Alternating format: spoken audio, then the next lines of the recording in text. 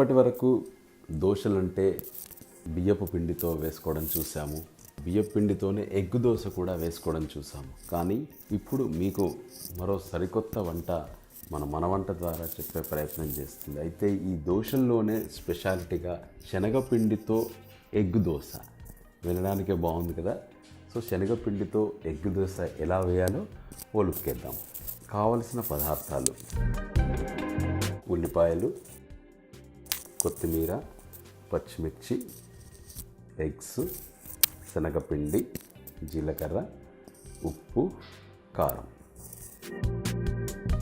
ముందుగా స్టవ్ వెలిగించి బాణలు పెట్టి వేడయ్యాక 2 స్పూన్ల ఆయిల్ వేసి, నూనె వేడయ్యాక జీలకర్ర వేసి వేగాక కట్ చేసుకున్న ఉల్లిపాయ ముక్కలను వేసి సిమ్లో పెట్టుకొని వేయించుకోవాలి. 1 నిమిషం పాటు వేగాక కట్ చేసుకున్న పచ్చిమిర్చి ముక్కలు, తరిగిన కొత్తిమీరను కూడా వేసుకొని సిమ్లో ఉంచి వేయించుకొని పక్కన పెట్టుకోవాలి. ఈలోపు వేరే గిన్నె ఒకటి తీసుకొని అందులో శనగపిండి, ఉప్పు, కొద్దిగా కారం వేసుకొని కలుపుకోవాలి. ఆల్రెడీ పచ్చిమిర్చి వేసుకున్నాం కాబట్టి కారం సరిపడా వేసుకోవాలి. శనగపిండి, ఉప్పు, కారం బాగా కలిసేటట్లు కలుపుకొని ఇప్పుడు కోడిగుడ్లను కూడా పగలగొట్టి అందులో వేసుకొని బాగా కలిసేట్లు ఉండలు లేకుండా కలుపుకోవాలి. ఎగ్గు, శనగపిండి బాగా కలిసాక కొద్దిగా నీళ్లు పోసుకుంటూ దోశ పిండిలా జారుడుగా కలుపుకోవాలి.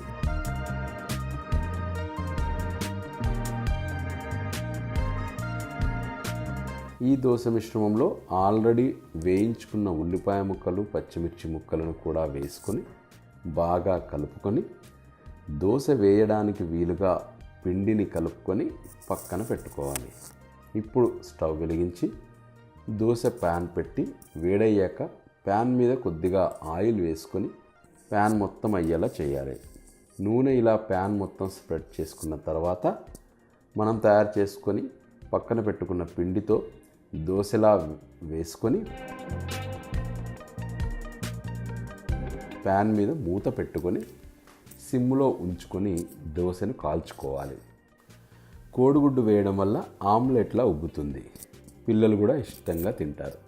దోశలాగా 2 వైపులా కాల్చుకొని ప్లేట్లోకి తీసుకొని సాస్తో కానీ చట్నీతో కానీ తినవచ్చు. పచ్చిమిర్చి, కారం, ఉల్లిపాయలు వేసుకున్నాం కాబట్టి విడిగా తిన్నా భలే రుచిగా ఉంటుంది. ఇంకెందుకు ఆలస్యం, అన్నీ మన ఇంట్లో దొరికిపోయే పదార్థాలే కాబట్టి శనగపిండితో ఎగ్ దోశ ఎలా వేయాలో ఓ లుక్ వేసుకోండి, ప్రయత్నం చేసేయండి.